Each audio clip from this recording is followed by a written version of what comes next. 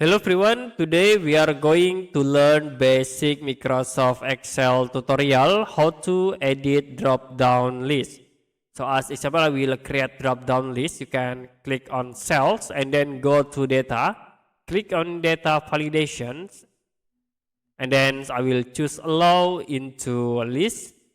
For source, you can select at this column. Click OK and OK again. So you can see we have this drop-down list.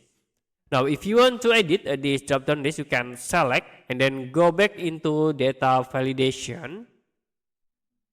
Now you can change the source, like I will set in it, click, and I will expand into these rows.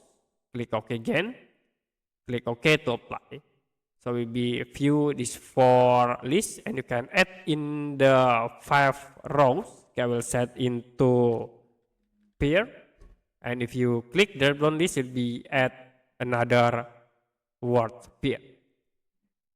Or you can change in it like into triple X, and you can see the main goal will be changed into triple X. Okay, that's it for a basic Microsoft Excel tutorial, how to edit drop-down list. If you have any question about tutorial, you can comment below this video.